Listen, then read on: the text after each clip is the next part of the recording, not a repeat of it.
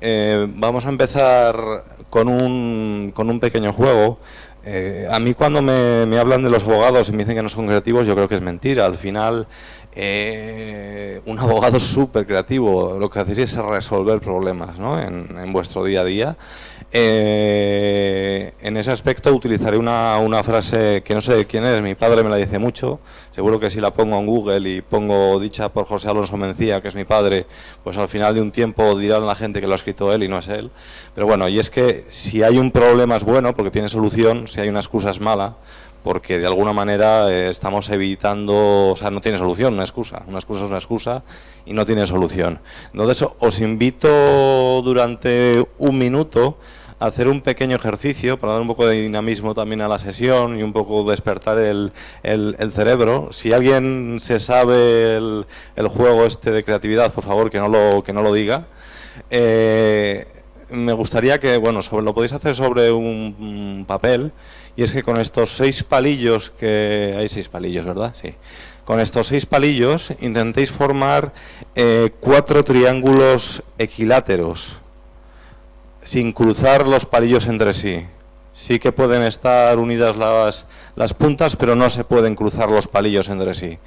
Entonces os dejo, si queréis, nada, un minuto, porque si no la charla se nos demorará, pero me gustaría que le ejercitarais un poco la neurona en ese aspecto. Si hacéis una pirámide en 3 dimensiones, en vez de verlo solo en 2 dimensiones, conseguís 4 triángulos equiláteros, uno que es la base y los 3 lados. Bueno, esto era un poco para sacaros un poco de esa zona de confort mental que muchas veces vemos, y la creatividad no es otra cosa que ver el problema desde otra perspectiva. Me gustaría citar a Daniel, porque ayer también, esta forma de pensar que tenemos los adultos, tenemos unas rutas establecidas en el cerebro, y nos contaba ayer una anécdota cuando nos llevaba al cóctel sobre una de sus hijas, que, bueno, pues creo que falleció un bisabuelo y, bueno, pues explicaron que su bisabuelo, que ahora era una estrella en el cielo, y que bueno, que en ese sentido, que su bisabuelo iba a seguir estando ahí, que iba a poder hablar con él. Y claro, la niña dijo: papá, entonces, en la época de los dinosaurios no había estrellas. Esa es la lógica que aplastante, ¿no?, que hay detrás. Esto no es más que una cosa de sentido común, claro. Si no hay personas, porque solo había dinosaurios, ¿cómo va a haber estrellas si no se moría la gente? Entonces, en este sentido, es pensar con sentido común muchas veces la creatividad. También hay una cosa que me gustaría hacer en este momento.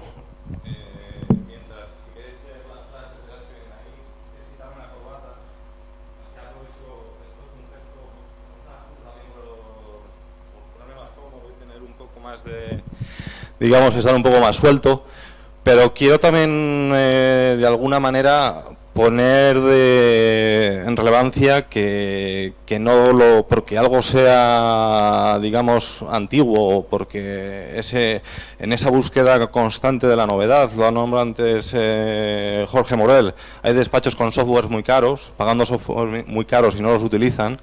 Entonces, también esa búsqueda por la novedad, quería poner también ese contrapunto, ¿no?, que también tenemos que de alguna manera recordar que lo que es abogacía, y partir de esa base para construir. Si veis en la presentación, voy poniendo una serie de lecturas recomendadas, porque una parte muy importante de la creatividad, y una parte muy importante, que creo que es el futuro de la abogacía en este sentido, es colaborar con profesionales de otros sectores.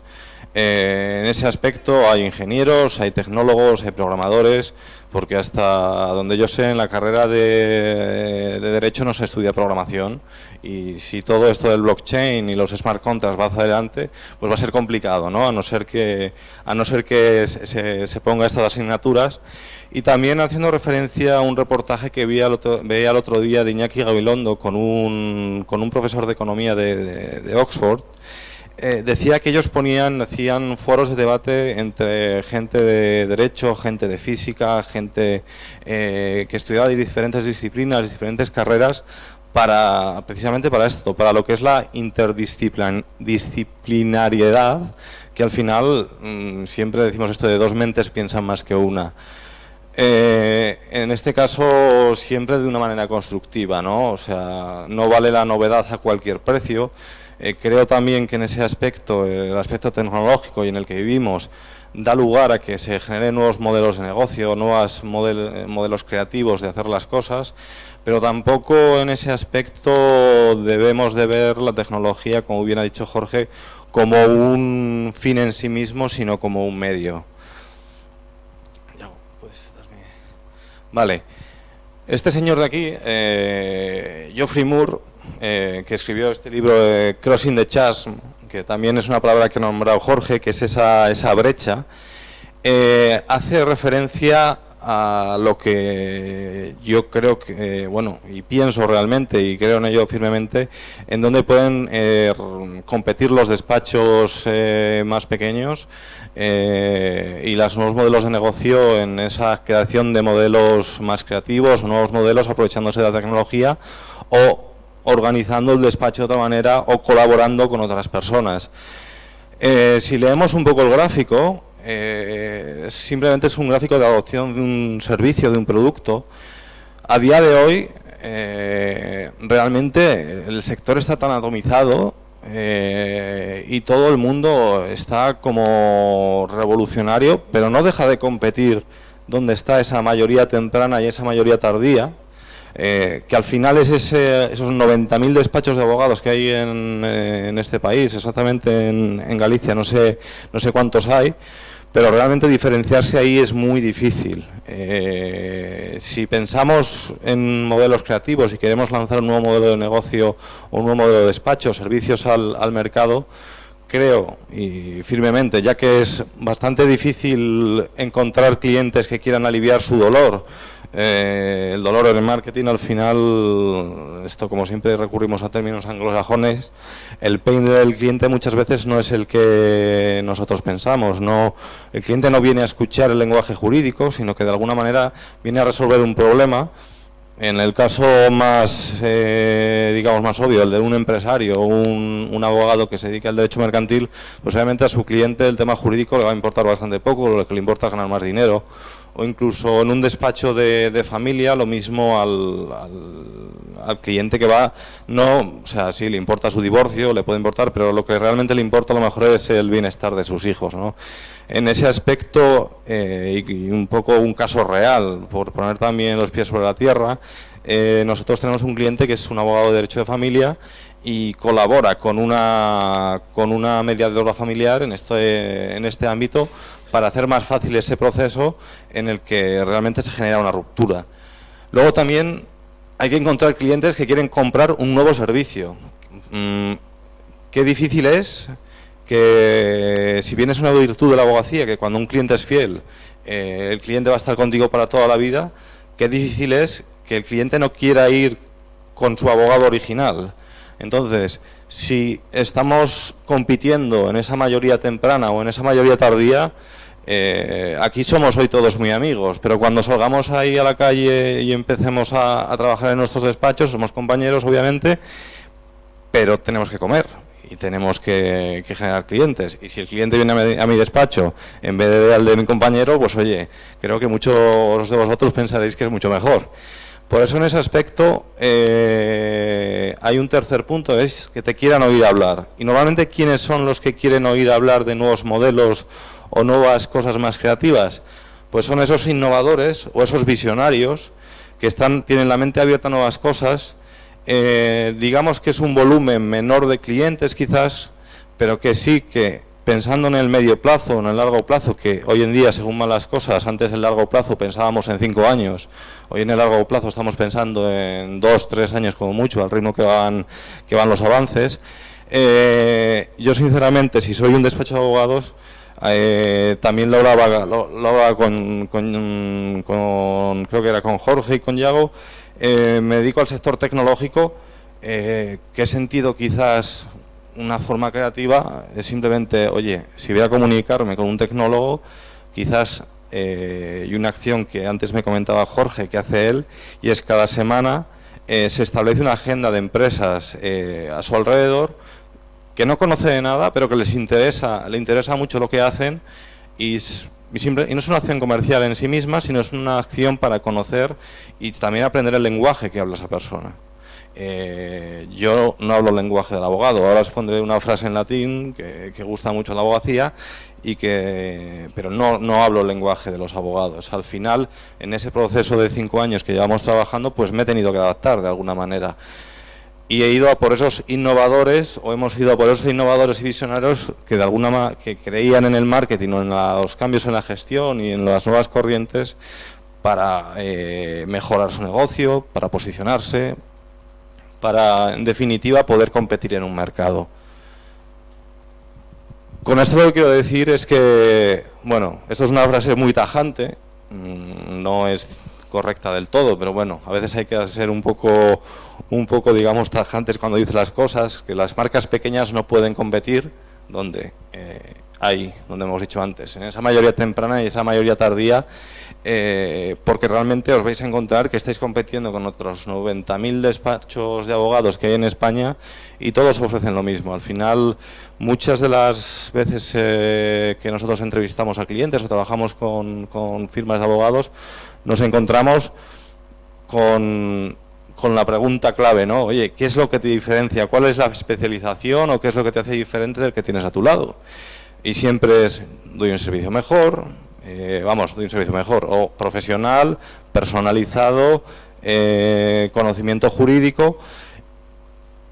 Normalmente esas son las tres palabras que se suelen oír. Personalmente yo pienso que es difícil competir contra 90.000. Yo preferiría competir contra 1.000 de calidad y que luego me permitan dar el primer, digamos, el que golpea primero, golpea 2 veces, ir a por esos innovadores y visionarios y posicionarme en una especialidad.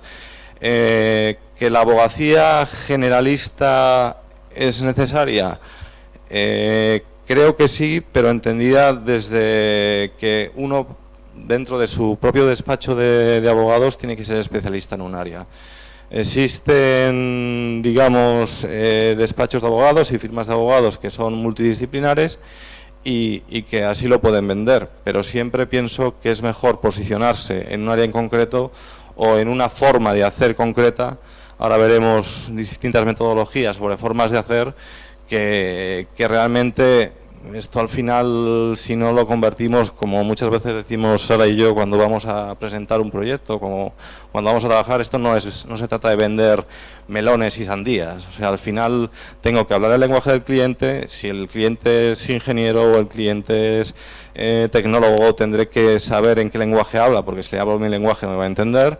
Si mi cliente es una persona que se enfrenta a una sentencia de carácter penal, tendré que atenderla a lo mejor en una sala donde no haya unos espacios, porque va a ser una relación mucho más cercana y necesita incluso el paquete de pañuelos al lado, porque son, digamos, temas muy sensibles. Y realmente eso es donde puede competir un despacho pequeño. Bueno, al final los despachos grandes, si competimos en esa mayoría temprana o esa mayoría tardía, siendo realistas, disponen de más recursos. Y luego también, hablando de ser realistas, aquí el jeroglífico este que he puesto, no sé si alguno sabéis lo que es esto. ¿Sabéis? ¿Alguno sabe lo que es? Vale, pues esto es lo que en el mundo de la empresa, en el mundo de la economía, se llama el valor actual neto, ¿vale? Que no es más que, tiene que haber mucha creatividad y tiene que haber mucha innovación y tiene que haber muchas nuevas formas de hacer las cosas, pero al final eso tiene que tener un retorno económico para mi despacho. Esto no es más que la fórmula que calcula, pues la I representaría la inversión inicial. Al final hay una cosa que nosotros trabajamos también, que es, trabajamos en 2 ámbitos principalmente. Trabajamos en el ámbito de la productividad y en el ámbito del valor añadido.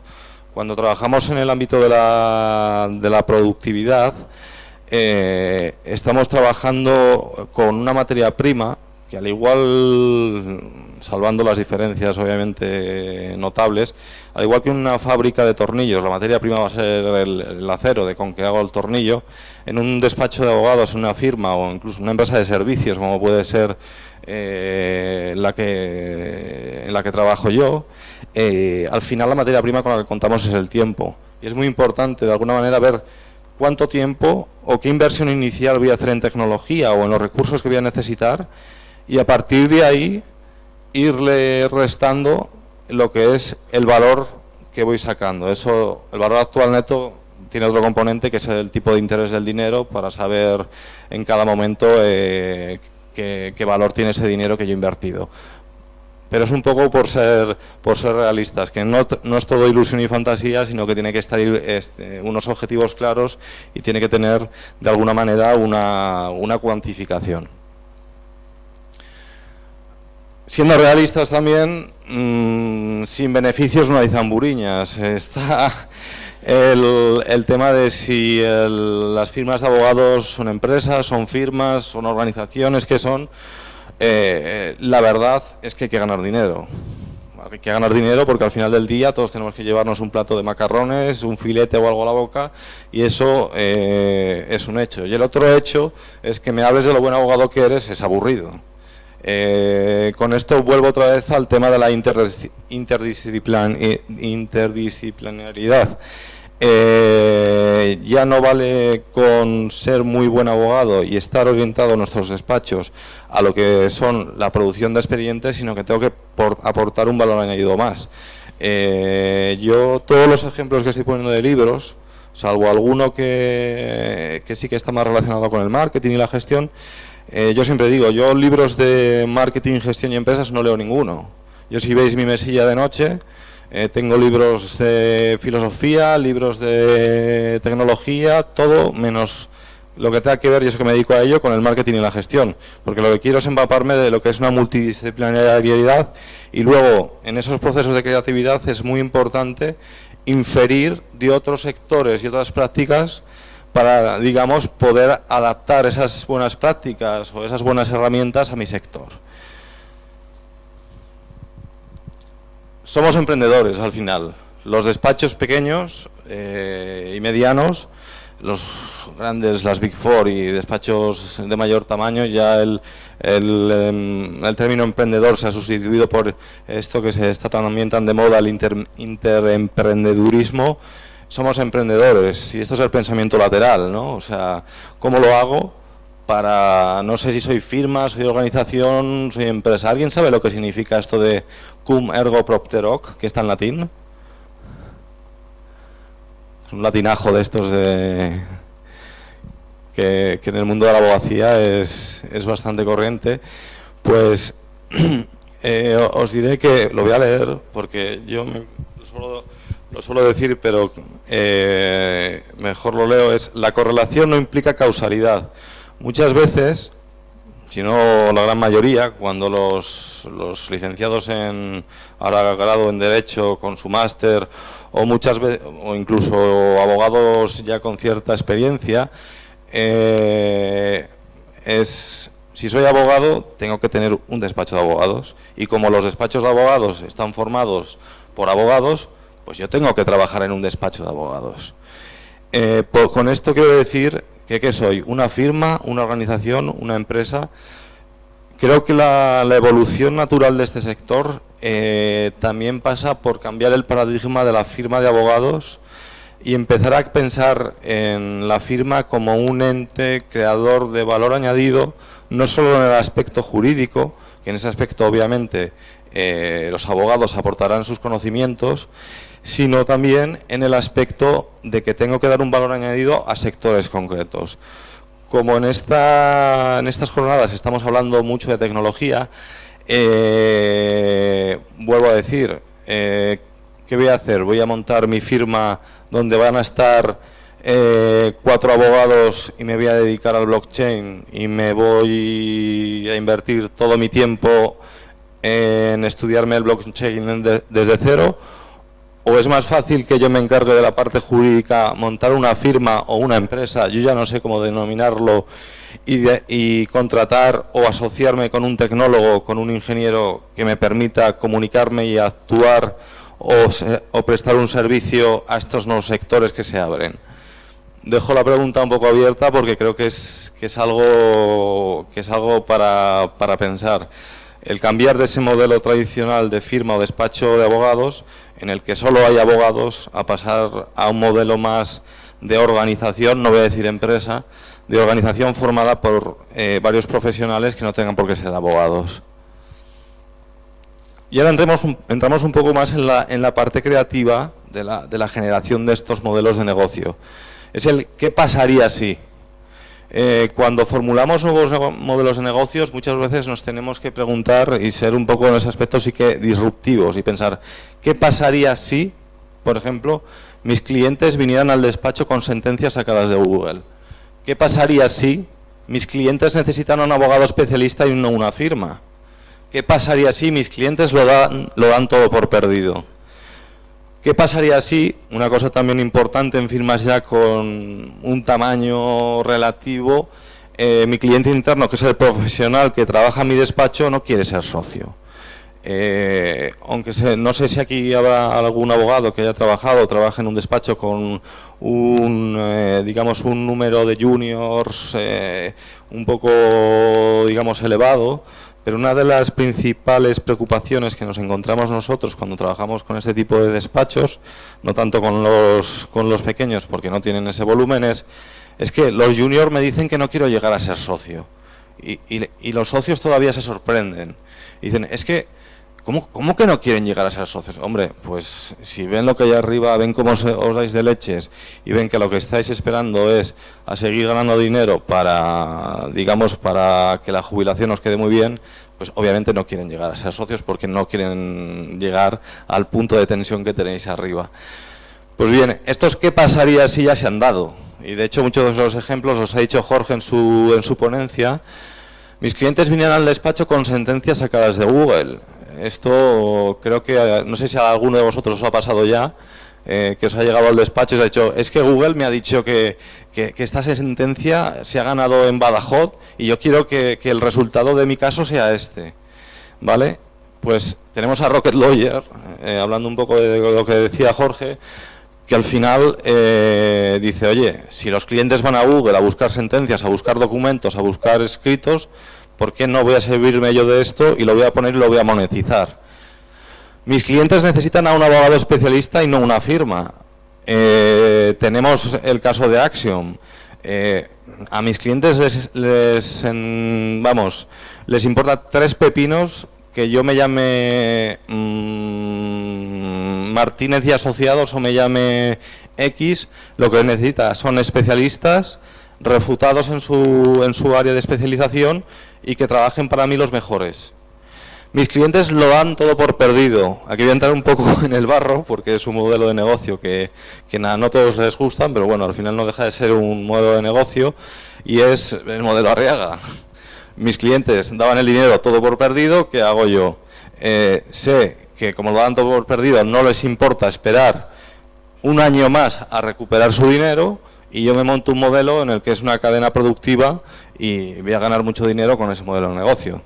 Luego ya está el dilema de qué pasa cuando ese modelo de negocio se agota y hay que transformarlo. Y luego está el tema de mi cliente interno, el profesional, no quiere ser socio. Ayer preparando la presentación encontré un chico inglés que precisamente lo que decía era esto, que él estaba trabajando para una gran firma y se dio cuenta que él no quería llegar a ser socio, que él quería emprender y no quería llegar a ese punto en el que esperar a jubilarse y de alguna manera frenar la innovación. Muchas veces lo que nos impide seguir con estos modelos creativos o esta forma creativa de pensar es el miedo. Muchas veces pues ese miedo nos lleva a pensar, me van a criticar, si me critican voy a fracasar, no voy a caer bien a algunas personas. En este caso la cultura latina somos especialistas en criticar y en si fracaso o si algo diferente es que voy a fracasar y es que prefiero quedarme en mi zona de confort, ¿no? Esto es muy común. Por suerte hay personas que no se quedan en ese miedo Y como decía en esta charla que estuve el otro día, aparte de con Francés, con Pedro Rodero de Ontier, decía, hay que fracasar mucho y rápido. ¿Vale? Hay una cultura del fracaso muy mal aquí. Yo creo que hay que fracasar. Si bien es cierto que hay que ser realistas, como decíamos antes, y al final hay que comer, y tenemos dos opciones, claro. Esto también, en este aspecto, quiero ser realistas.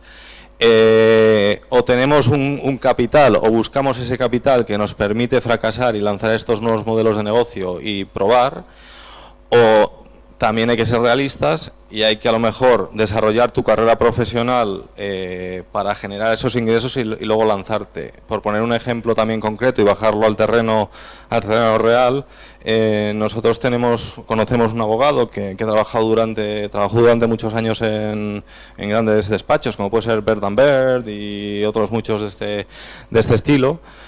Y era este señor especialista en recursos de casación complejos que ante el Tribunal Supremo, Estrasburgo y otra serie, y demás tribunales de altas instancias, pues se puede permitir el lujo de encerrarse una semana en su despacho, no contestar un email, no contestar a los clientes, que los clientes se quejen, pero no tener miedo de que le critiquen o de que vaya a fracasar por cómo hace las cosas, porque sabe que primero tiene el capital que le permite seguir con este modelo de negocio y le da igual que el cliente piense o deje de pensar, o que la gente, sus compañeros le critiquen porque no le cogen el teléfono o no, pero claro, también ha establecido un modelo de negocio donde él es el mejor.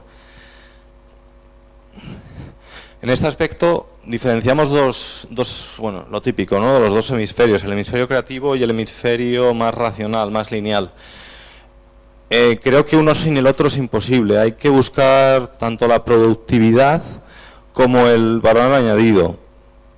En cuanto a la productividad, pues como ha dicho Jorge, hay muchas herramientas tecnológicas en el mercado que nos permiten orientarnos a esa productividad, pero también es verdad que pensamos, y yo creo que es una realidad, que el despacho de abogados que esté enfocado a la productividad únicamente y a la producción de expedientes tiene los días contados, porque al final lo que busca el cliente es un valor añadido y que le ofrezcas algo más, porque al cliente que te encierres en su despacho, salvo que seas este señor que le derivan los casos, los grandes despachos, porque no hay nadie que los haga como él, pues es complicado si tengo un modelo de negocio en el que me encierro y solo me dedico a producir expedientes. Para eso hace falta el valor añadido. También en ese aspecto creo que cuando la gente sale de la carrera universitaria, cuando contratamos un nuevo abogado en nuestro despacho, cuando nos replanteamos cómo funciona mi modelo de negocio, hay que romper con ciertas estructuras. Ese libro os lo recomiendo, The Society of Mind, de Marvin Minsky, hablando de inteligencia artificial. Es uno de los padres creadores de la inteligencia artificial, profesor en el MIT, y te enseña muy bien cómo está estructurado nuestro cerebro. Al final se trata de romper hábitos y crear otros nuevos, y ese valor añadido reside ahí. Crear valor añadido para un cliente puede ser tan sencillo como que si yo le estoy vendiendo al cliente en una hoja de encargo o le estoy dejando patente en mi discurso que soy un despacho, como hemos dicho antes, atento, personalista, cercano, pues si yo le estoy diciendo eso al cliente y se lo estoy diciendo en mi web, pues lo suyo a lo mejor es que al cliente le mande un mail cada 15 días o le llame cada 15 días y no le deje 3 meses sin saber nada de su caso. Yo tengo una mala experiencia en ese sentido. Es la única vez que he estado en un juzgado, mi abogado muy bueno en sala, estupendo, pero luego tenía que perseguirle. No me vendas que un trato personalizado cuando no lo vas a dar. Entonces el valor añadido es tan fácil como lo que comentaba Jorge. Es puede estar en un boli y en un papel, como puede estar en darle un valor añadido a través de la tecnología. Voy a poner dos casos extremos. El caso más, digamos, más fácil sería el que os he comentado de, oye, si yo le digo al cliente que doy un trato personalizado, le voy a enviar un email cada 15 días.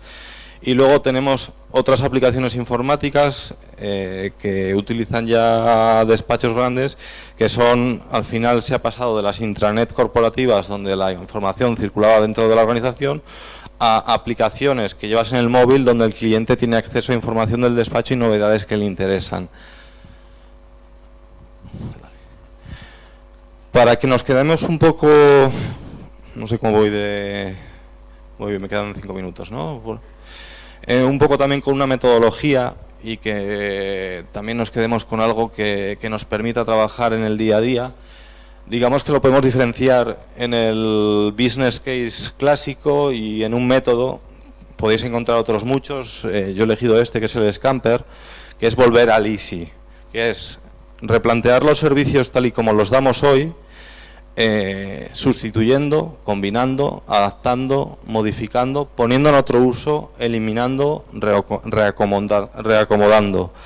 Es tan fácil como hacer una pequeña reflexión. Si pensamos en el modelo ya manido de Axiom, que lleva ya años en el mercado y lleva funcionando, al final lo que hizo fue una técnica de eliminación. Dijo, ¿para qué quiero yo grandes oficinas si el cliente no lo valora? Pues cojo y las elimino. Y de hecho me elimino un coste de explotación de mi despacho. Adaptando otras prácticas de otros sectores, pues vuelvo al modelo productivo de Arriaga, pues cojo un modelo productivo que hasta ahora no se había utilizado y lo adapto. También hacer una reflexión sobre estos modelos productivos, que creo que en ese aspecto el sector jurídico, al ir bastantes pasos por detrás de lo que va la industria del marketing en otros sectores, digamos que se da esa correlación entre la publicidad y los beneficios. Igual que puede pasar en modelos, como hablaba antes Jorge, del reclamador. Al final esto no es otra cosa que es lo que hacían las grandes firmas o las grandes marcas, como puede ser Procter & Gamble o otras grandes marcas de consumo, que durante muchos años su modelo de negocio se basaba en otra cosa, que yo saco un producto al mercado y si ese producto se compra, cuanto más publicidad y más inversión en publicidad se haga, más gano. Entonces, es un poco también el modelo que pueden seguir modelos como puede ser este del reclamador. Yo saco un producto o un servicio al mercado adaptado. Ahora la publicidad, en vez de hacerse en televisión, se hace a través de otro medio masivo que es Internet, a través de Google AdWords. Cuanto más invierta en Google AdWords, más clientes tengo, más beneficios. Pero creo que en el tema de los despachos pequeños y que quieren ir a esos nichos de mercado, porque yo realmente creo en los nichos de mercado, hay que irse un poco a los extremos. Creo que al cliente ya no le vale tampoco con esto. Lo que el cliente quiere es que le contemos una historia que le guste. Y ahí está el tema del storytelling y todas estas técnicas que os invito a que investiguéis. Y luego, por el otro lado, más racional, quizás está, por eso el hecho de unir estas dos patas, la parte más creativa y la parte racional, está el caso práctico. No hay que dejar de ser realistas y tener, yo sinceramente, como os he dicho antes, no leo libros ya de negocios ni nada. Para mí el tema de escribir la misión de mi despacho o la misión de mi empresa, para mí vale para poco nada, porque las misiones, pues bueno, está muy bien para que cuando lleguéis al despacho lo tengáis ahí colgado en la pared y os sintáis bien, pero yo creo que te sientes mejor con un mantra. Ahora os explicaré por qué. Que sea cuantificable. Al final hay que marcarse también un tiempo en ese proyecto que emprendáis y que sea cuantificable. ¿Por qué no cuantificamos o monitorizamos muchas veces? Pues vuelvo al tema del miedo. ¿Por qué no preguntamos al cliente qué le parece lo que estoy haciendo? Porque tengo miedo a que me diga que lo que estoy haciendo, voy a decir una palabrota, es una mierda, vaya, y que no le gusta nada como lo estoy haciendo. Entonces, también hay que perder ese miedo a medir y a cuantificar. Hay despachos que se pueden permitir el lujo de hacer campañas más intrusivas, si queremos llamarlo así, a través de encuestas de satisfacción. Yo creo más en un concepto que descubrí el otro día leyendo un libro y preparando la presentación, que es el marketing de permiso. Y es, primero, oye, Yo cuando estoy hablando contigo te pido permiso para que me des tu opinión y no te inundo el correo electrónico con newsletters y con encuestas que no valen para nada, sino que primero a lo mejor en una hoja de encargo, cuando vienes a encargarme el asunto, te pido permiso para que te pueda preguntar esto y entablo esa relación de confianza que define el abogado. Y luego también, muy importante en este aspecto, vuelvo, y perdonad por ser pesado, al tema de buscar buenos socios. Al tema de la interdisciplinariedad, no sé por qué lo digo tanto, se lo digo mal siempre. Entonces, esas son las dos partes que yo combinaría. Y un poco os recomendaría en ese aspecto este libro, El arte de Guy Kawasaki. Bueno, este es un gurú que está de vuelta porque en el 84 creo que fue, empezó a trabajar para Apple. Entonces, pues claro, ya pues este señor, si en el 84 empezó a trabajar para Apple, sus acciones a día de hoy no sé lo que valdrán, pero tiene la vida bastante solucionada, entonces se puede permitir decir ciertas cosas que yo no, con lo cual os invito a que leáis su libro. Y para terminar, y un poco también con un ejercicio creativo, un poco, digamos, una de consultores, como siempre suelo contar yo, y un poco relacionado con el mantra que decía antes. Siempre cuento este caso porque me parece muy ilustrativo y también para que pensemos en la firma de abogados no como solamente desde el puro ejercicio técnico jurídico, sino que nos pongamos en la posición del cliente. Al final hay que pensar en el cliente porque al final del día es el que nos trae las habichuelas a casa. Esto si veis todos, si lo veis bien, veréis que es una persiana. Pues bueno, en su día, hace muchos años, bueno, es una historia, no sé si es realidad o ficción, pero queda muy bien. Una consultora, una mujer, se sienta en el despacho de una fábrica de persianas con toda la Junta General, accionistas, Consejo de Administración, y les pregunta: ¿qué hace vuestro despacho? ¿Cuál es la misión no de vuestro despacho, de vuestra empresa en este caso? Y unos empezaron a decir: pues hacemos las mejores persianas de aluminio. Y otro: pues hacemos las mejores persianas porque no se rompen nunca. Y esto me suena un poco a los argumentos que se utiliza siempre en la abogacía. Somos de confianza, hacemos, vamos, no se puede garantizar el éxito en la abogacía, pero digamos que si estás conmigo vas a estar cómodo y vas a estar seguro de que tu proceso se va a ir bien y demás. Pues al final, esta señora les preguntó: ¿pero realmente pensáis que hacéis eso? Y ya dijo ella: vosotros lo que hacéis es tapar la luz del sol. Y a partir de ahí, digamos que lo que se inventó es el store. El store que se regula y regulas la cantidad de luz que entra por la ventana. Con esto quiero decir que esos modelos encallados o enquistados quizás en ese modelo de yo soy abogado y produzco expedientes, no, yo creo que no es así. Yo creo que lo que hace el abogado, su negocio real, es gestionar la incertidumbre. Y de cómo gestione la incertidumbre no depende de que haya estudiado Derecho, no depende de que sea muy bueno técnico jurídicamente, que también, obviamente eso se presupone, y creo que el cliente cuando va al despacho presupone que es así, sino depende de otros muchos factores, que es lo que realmente da el valor añadido al despacho. Y con esto, pues nada, daros las gracias por escucharme y os dejo mis datos, os pasarán la presentación, supongo, con las diferentes cosas, y muchas gracias por estar aquí.